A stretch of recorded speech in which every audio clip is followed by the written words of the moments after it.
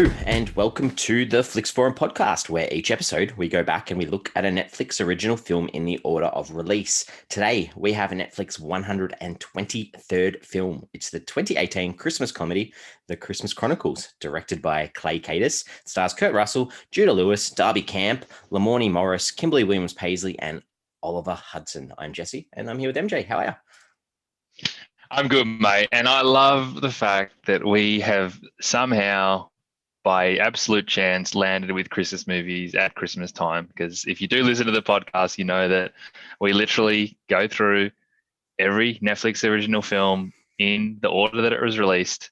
And we do one a week. And we've been doing that since we started 123 episodes ago. And we've got these Christmas movies at Christmas time. And it's exactly what I need. Yes, I think it's a perfect way to start this one, because I think the way we're going at the moment, we might even have a couple of Christmas ones heading into the new year. But it's a perfect time to be watching these films, especially this one. Well, you can't really watch it any other time. I think we had that one a little bit, the holiday calendar, which probably was still like November, wasn't it? But it just felt a little bit early. I felt like I wasn't quite there yet. But mate, when you're watching Kurt Russell as Santa Claus, you know, a week and a half before Christmas or whatever, it's exactly what the doctor ordered. Good. Well, let's start with our fast flicks. We do a quick little summary of the film. Start us for yours for the Christmas Chronicles. Yeah, so a brother and sister discover Santa on Christmas Eve, and after accidentally crashing his sleigh, they need to team up with Saint Nick to try and save Christmas before morning comes. Lovely. I've just said Santa may need some help delivering gifts and messages. Ooh. Very nice. All right.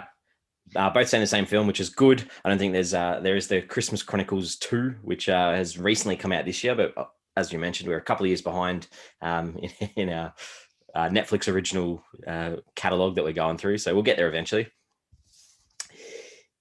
What have we got? We've got fast. Oh, I guess we've done our fast flicks. So time for the history. What's some info that you found out about this one?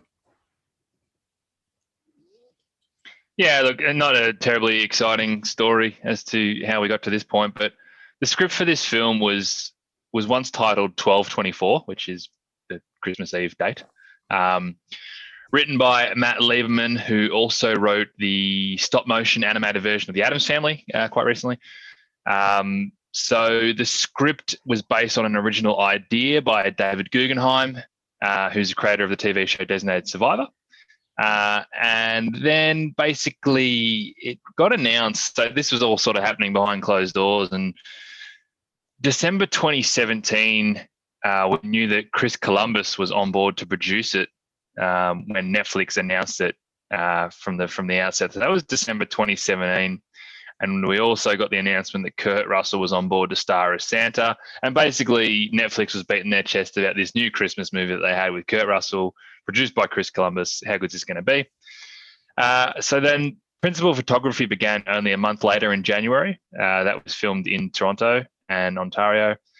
The film basically, despite the fact that it was set in Lowell, Massachusetts, Chicago, all that kind of stuff. But then it released on Netflix on the 22nd of November 2018. And I can't really figure out much that happened between the fact that they announced it, filmed it, and got it out there.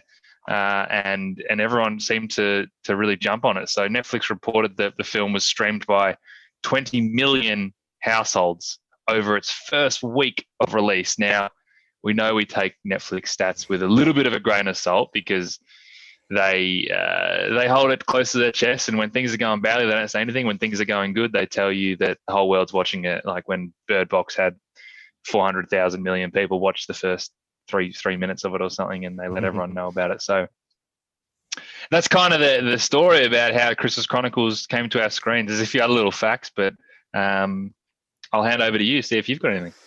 Yeah, I've just got the little facts, I guess, about some of the things in this one. With I've got my translation. There's only one title in another country that stood out to me, and this was for Italy, where it's called "Someone Save Christmas." I like that title. That was a cool little title. Because Christmas Chronicles. I mean, yeah, I guess there is a second one, but it doesn't really give a lot of context behind what the film's actually about, I guess. No, you're right. A couple of things just about people in this one.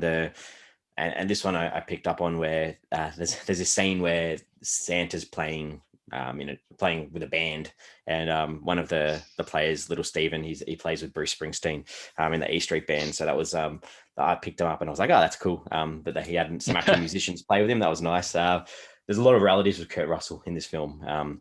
Yeah. Quite a lot. Quite a lot. I think he's just got everyone on board, every grandchild, every nephew, every niece that he could possibly get in, which is a nice little family affair, I guess. And what else? There's a scene where there's this mention of this Mickey Mantle rookie card, and I think there was a stat there that said like that's card sold for $2.88 million in 2018. So just adds to a bit of the hilarity of that scene of it being ripped up. Spoiler alert. I am true.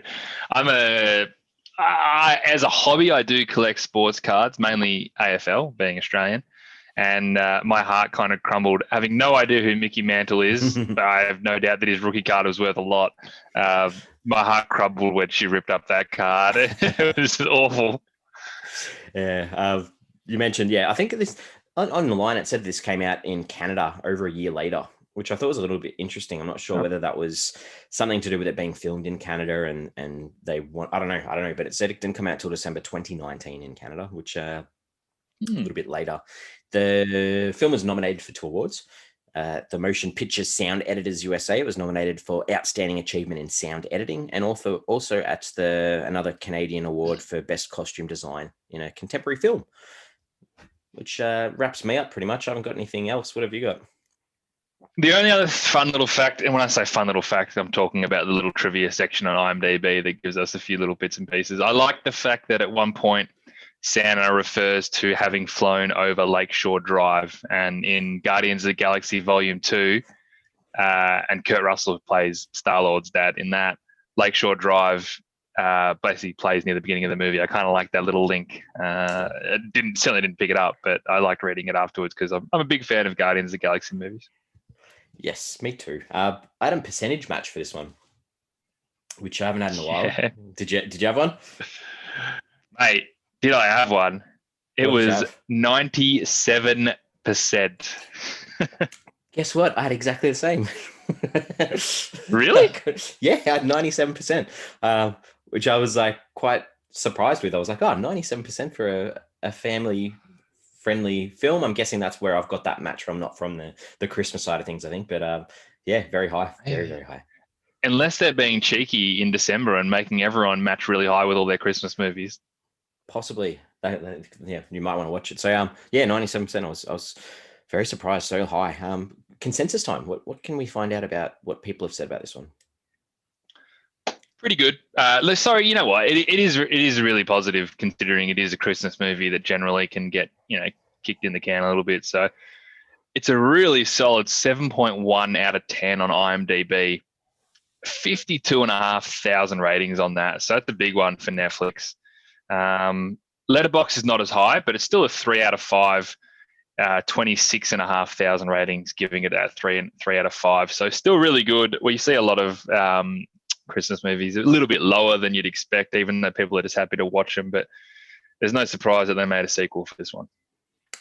I reckon it sort of tells you about this time of year too, because I reckon I got my numbers a couple of days after you, and the IMDb numbers they're already over 53,500. So another 1,000 people have watched this on IMDb in the last few days. Same as Letterboxd. So yeah, this time of year would definitely be people are going to watch this every year on Netflix. Oh yeah.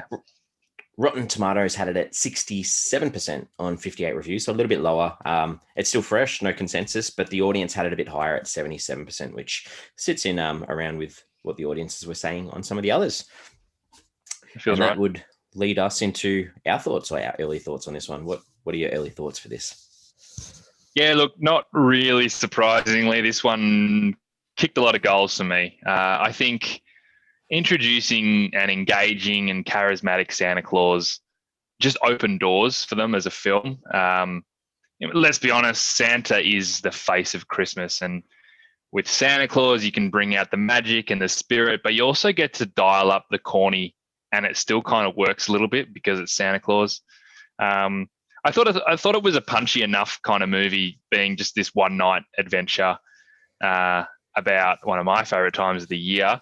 But then it was good because it was digging a little bit deeper into the fun mystery of Santa and never really going, a minute without feeling very Christmassy. So I also think that I loved the idea of saving Christmas in like its truest, most magical form, not the idea of like, hey, we've got to save Christmas from my family because, I need to fall in love or my parents are fighting. No, like saving Christmas as a whole, what you believe in Christmas as a child, that's what they're trying to save. And I really like that. So yeah, this movie was good.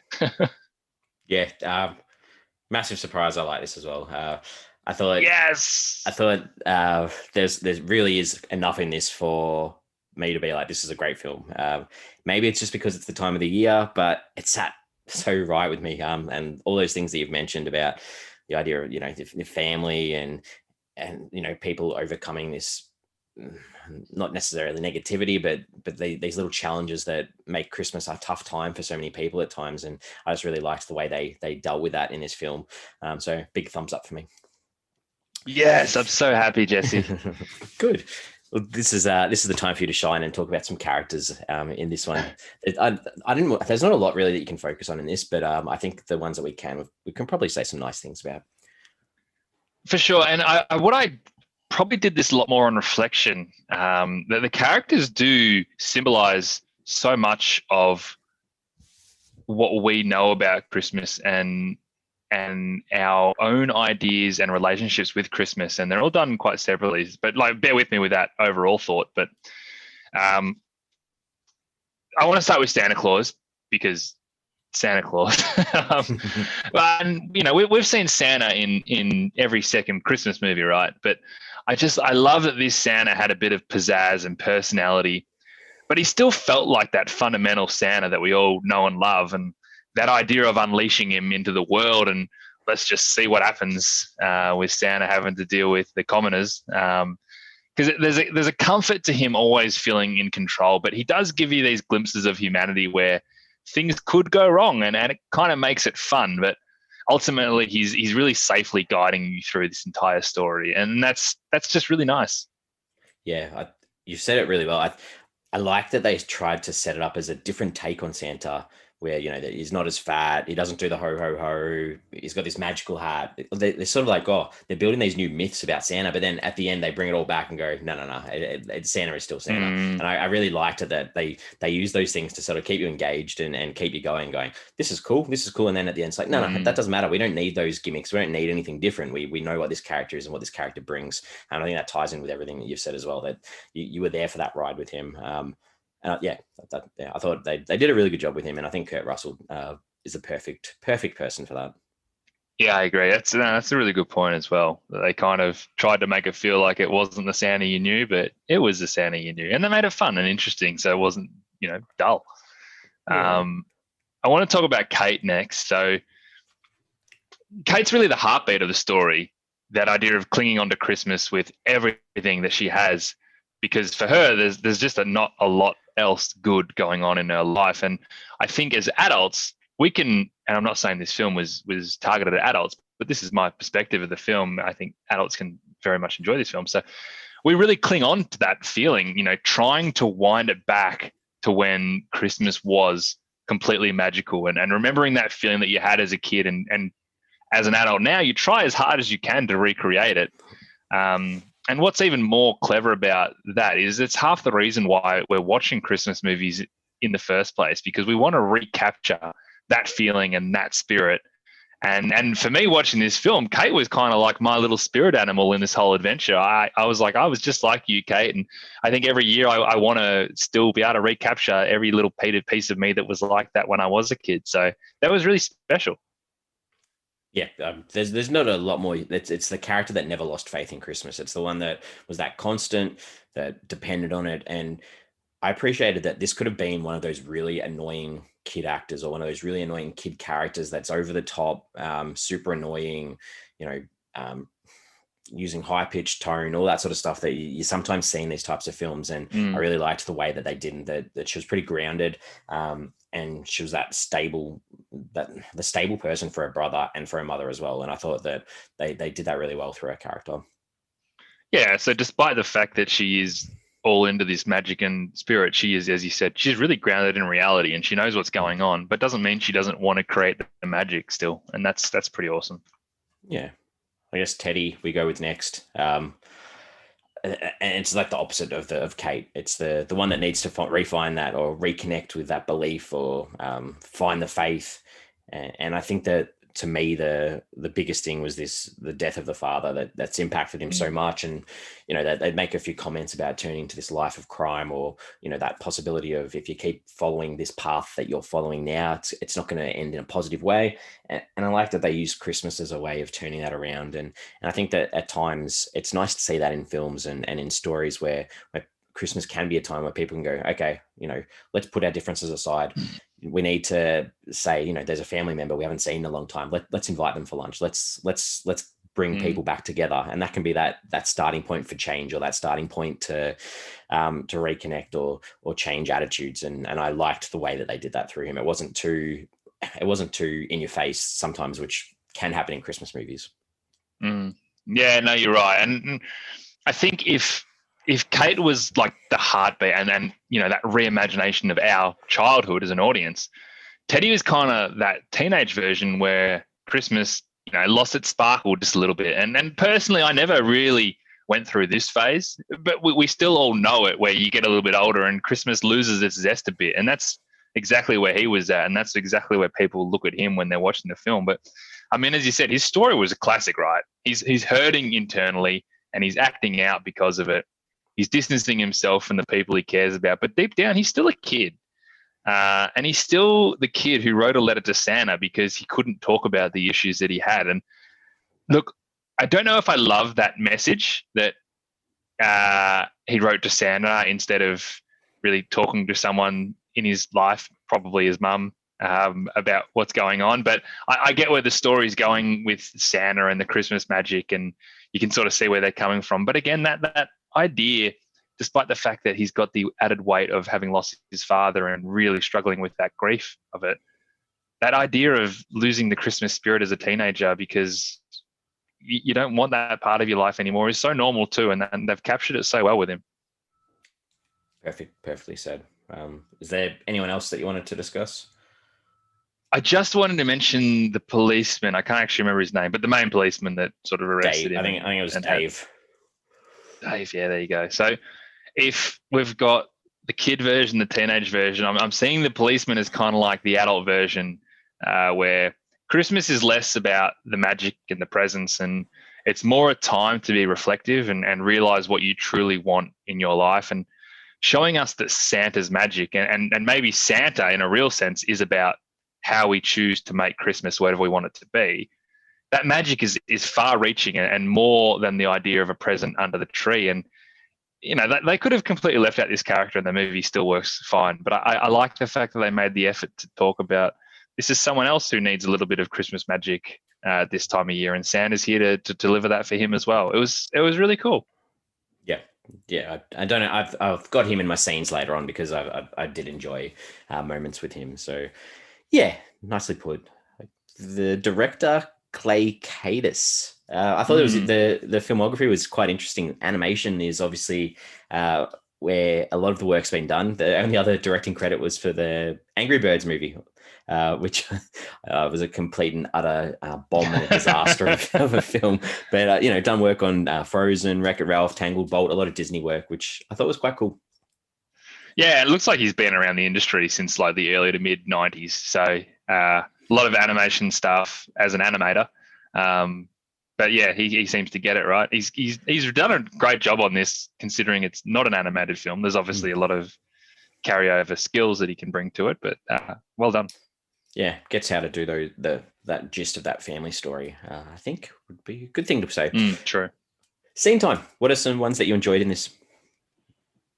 Yeah, right. So from the moment they kind of found Santa to when they crashed his sleigh, that whole thing was a really exhilarating ride. I just loved it. And that obviously goes into the idea of saving Christmas. And when we realize, okay, this movie is about saving Christmas, as I said, in its truest, most magical form, that whole sequence was just brilliant. And that's when I really kind of felt like this movie was going to be right up my alley. And that ties into the introduction to Santa, which I thought was great too. That charisma that he gives off straight away, and his personality, that staunch belief that he has in the magic of Christmas, and how he knows everybody's name and what they do. Like, it's just normal for him. Like, everyone should just know that he is Santa Claus. It all worked really well for me there. The next scene I've got, I loved it when Kate found the reindeer and then the reindeer kind of escaping the cops. Again, just that little bit of a thrill ride that you go on. But it started off with the reindeer, and they looked incredible. It was so good to see proper, I don't know, inverted commas, reindeer on the screen. I thought it was awesome. So another really nice scene.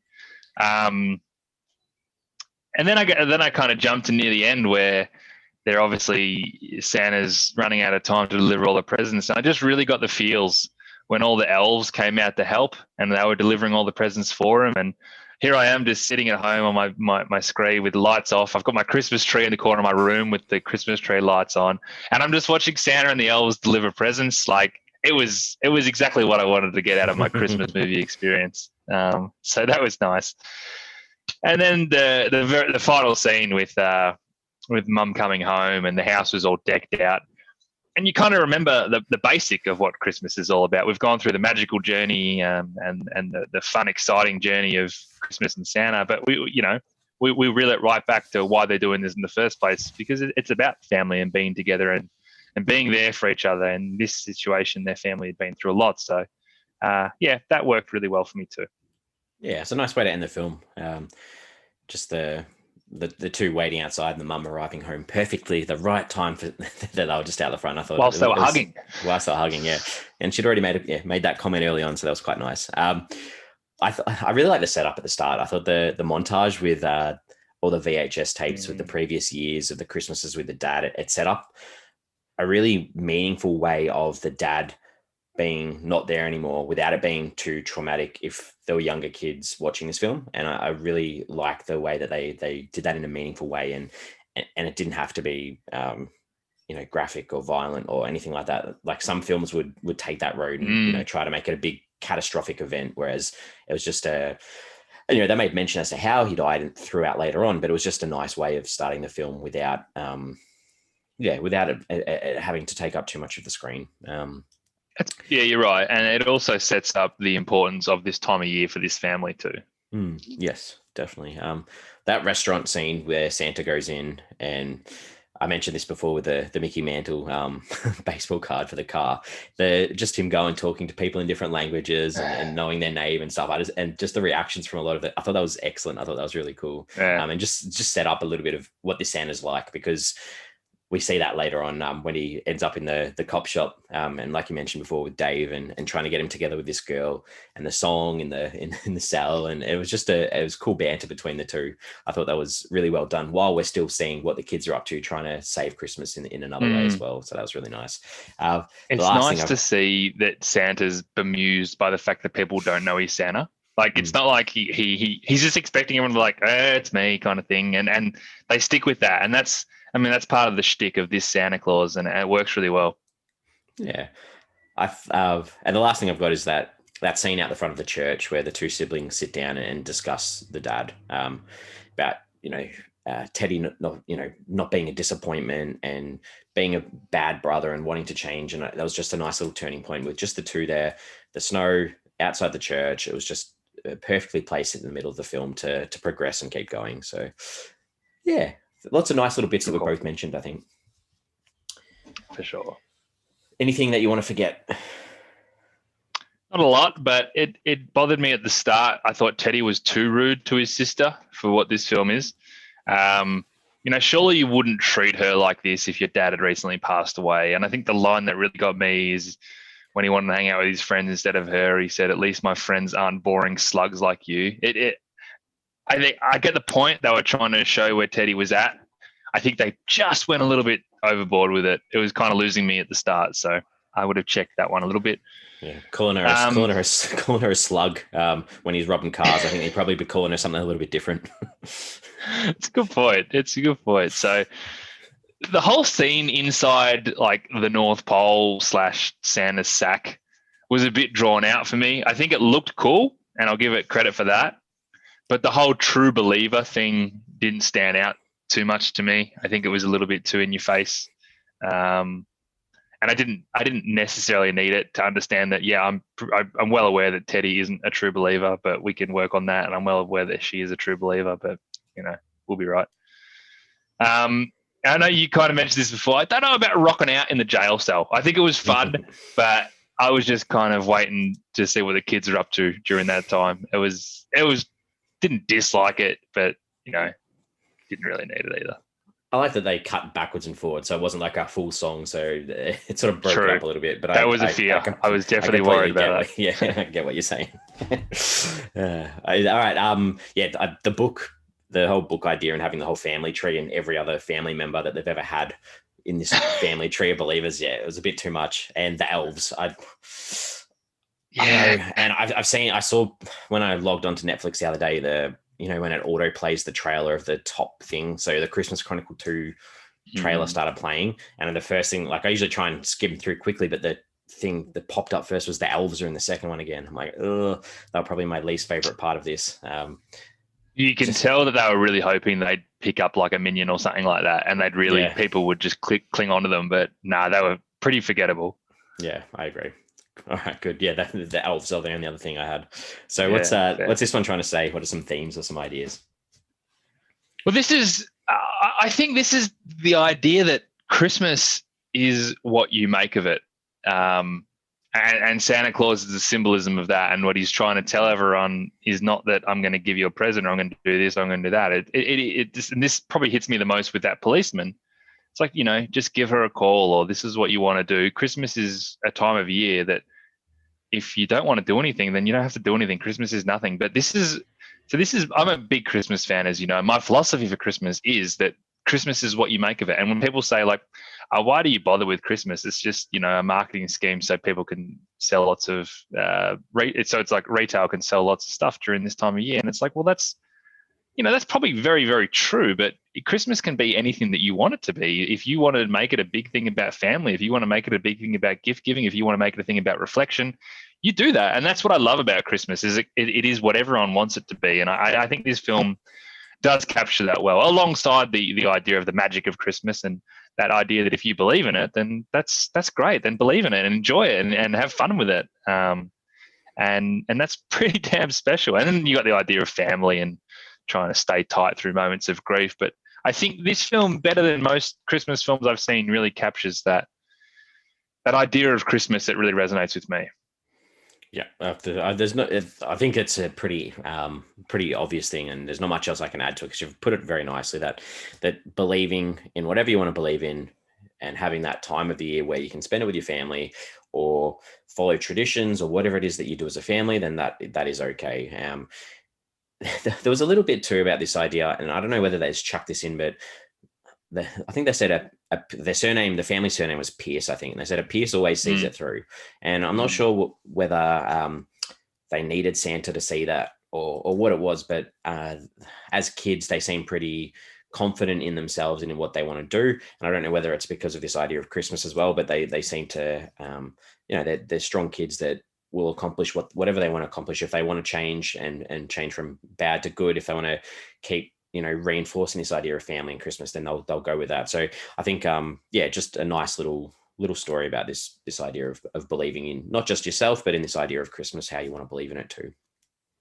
It's a pretty nice family motto. Do you sit there and think like, I don't have a family motto, can I just make one up? And can we just all live by that? Because I'm all for it. Yeah, it's not a bad. I'd have to have a proper think about what I'd want my motto to be. Yeah, it's on the spot. What did you take away from this one? I think it made me realize that there's a couple of different recipes for Christmas movies, right? One being the idea of someone or a couple doing it tough over the Christmas period and kind of having this moment of discovery or love or selflessness or whatever it is, but it's all based in reality. And then you've got the magic of Christmas side to it, the whole Santa Claus story, the elves, the reindeer, but it's based in a more magical and fictional universe. And I feel like this movie more or less kind of captures the best points of both and ties them together. And it works because it generally gets the mix right. We know what's based in magic and we know what's grounded in reality. And in both situations, they're really special and important themes and moments that work. So I think that's kind of why this movie did get it right. Yeah, I agree. It's either that love story or that family sort of story. And my one thought was this could almost be a modern Christmas classic. This could be one in 20 years' time that the kids of the age, between the ages of 8 and 15 who see this might be like, I'm going to watch this with my family in 20 years' time because I have such fun memories of it when I was a kid. I think the I'm going to put it in my rotation. It could be like the Home Alone of our generation almost. Yeah. All right. IMDb. Did you jump onto IMDb at all? I did. So the first one I did, despite not really needing to, and that was for Kate, who's played by Darby Camp. And I know we spoke about this because we saw her name last week, and I got it completely wrong in my head. But she's plays Frankie in the movie Benji that we've done on this podcast. And this one actually annoys me because I've seen this guy in like bloody 70% of the movies that he's in. But Teddy, who's played by Judah Lewis, is Cole from the Babysitter movies. He's also one of the guys in Summer of '84. So he's done some really fun movies, to be honest. But I remember because I watched the second Babysitter movie a few months ago. And because he grew up so much between the first and second Babysitter movies, I'm looking at him like, is this the same dude? So I had to check him then. So no, I reckon I'll recognize old Judah Lewis next time I see him, and I hope he keeps doing some really cool stuff. A lot of Netflix connections there. Yeah, big time. The only time that I got on was, and this is right at the end, because I was like, when Mrs. Claus comes on the screen, I go, that's Goldie Hawn. And I just wanted to confirm because she looked a little bit different. I was like, I don't know if she had a bit of work done, but I jumped on just to confirm that it was Goldie Hawn, who is Kurt Russell's partner. And then another Netflix connection is that their son is Wyatt Russell, who was in Shimmer Lake when we watched Shimmer Lake back in the day. So their son was Ed Burton in that film. So you'd recognize him when you see him. But yeah, so another Netflix connection. I liked Shimmer Lake. I know you did. I hated it. Question time. Anything you want to ask? Well, I'm going to ask this now because we kind of just briefly touched on it, but you spoke about this could potentially be one of those movies that you return to and bring back through the ages. What is your movie? What is your Christmas movie that you like to return to? It's a really good question because I don't necessarily have I'll watch Christmas movies over and over again. So, especially Disney Plus, going through Letterboxd, because like 12 months ago, we watched I'll Be Home for Christmas with Jonathan Taylor Smith. And was it the guy that did Simba's voice in Lion King? Thomas, that guy. The guy was in Home Improvement. And, watch Home Alones, and we watch Nightmare Before Christmas and a whole bunch. But I don't have a specific one that it's like, that's the one I go to. Yeah. Have you got one? Look, so my wife loves Jingle All the Way. So that's at least every second year we'll watch that. We watched it last week. My one, if I had one, would be It's a Wonderful Life. I'd probably try and watch that every couple of years as well. It's probably not the same like real, exciting adventure Christmas vibe. But I can certainly see this movie becoming that. Like, I just want to get smack bang in the spirit of Christmas. I'm just going to chuck this on, and that's pretty cool. Yeah. Miracle on 34th Street's the original. It's another good one. That's quite similar to this, I guess, too. People not recognizing Santa. True. Yeah. Good question. You've sort of answered this one anyway, but I was going to say, is this Teddy or Kate's story? And I know what you think. Well, I think Kate is like the heartbeat of the story, but I think the beauty of it is that it's as an audience, it's our story, and we relate to them at different parts of our lives, and I think that's why it works so well. Yep, great answer. Not gonna knock that at all. Anything else you want to ask? Did it bother you there was no Rudolph? No, not really. I didn't even I know that they were naming them, but I was like, didn't really pay attention. I was just looking out for the red nose, and it was never there. So maybe we're saving him for the sequel. Possibly, we'll need to watch it. Good. Is that it? That's it. That's all I had. All right. Well, I think it's time to wrap this up where we give it a rating out of 5 for a Flix Forum average. So, MJ, final thoughts.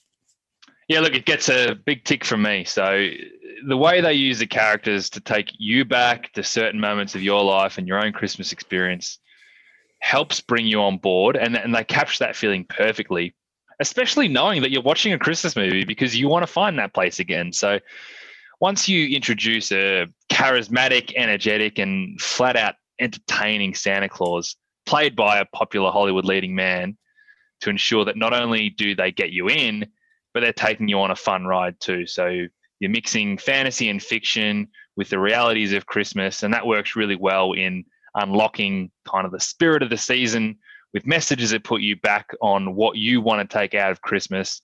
And that's a cherry on top. So it's a very well done Christmas movie, and it is 4 stars. Ooh, very nice. 4. All right, so mine's not as lengthy as yours. I've almost gone with a fast flicks final. I've gone quick paced, engaging enough characters. It has all the bells and whistles of a Christmas film, and does this without feeling stale. So 3.5 for me, which gives us a 3.75, which is very, very high. Excellent. Beautiful. Yeah, sorry, there was too much stuff there I couldn't leave out, so I had to chuck it all in. I loved it. It was good. So we are on socials. We have Twitter, we have Facebook, we have Instagram. The question up there for this week is, did you ever write a letter to Santa yourself, and did you get a response? Absolutely. Like every year, the Australia Post used to do it where you could send the letter and then you'd always get your response. I'm sure that like a year ago, my mum found all my letters to Santa and she's given them to me. So I've like got my own letters to Santa. That's cool. That's super cool. I don't remember doing it. No, at all. Not even at school. Possibly, but I don't remember it being a thing where every year I'd write a letter or anything. So very interesting. Yeah, I definitely did. Good. All right. Well, we're back again next week. This is probably the last time that we'll be on before Christmas, but we do have another Christmas film next week, which is the 2018 Christmas rom-com, The Christmas Prince, The Royal Wedding. So the sequel to the Christmas Prince that we watched about this time last year. It's directed by John Schultz. It stars Rose McIver, Ben Lamb, Alice Cridge, Sarah Douglas, and Taria Sharif. That's what we've got next week, the sequel to The Christmas Prince. You know what? That movie was fine. It didn't need a sequel, and it probably didn't need a third movie, which I know is out as well. So it's going to be an interesting watch. And you're right, considering we'll be releasing this on the 23rd of December. I don't think we'll squeeze another one in before Christmas. So we might have to make sure that Christmas spirit's still rubbing off on us. I hope so. I might have to watch it before Christmas. I figured that too. But I think the issue is that there's still another, after this one, there's a random film and then another Christmas one after that. So we're going to be knocking some Christmas ones out in January. I did notice that. That's all right. It is good. So good chat.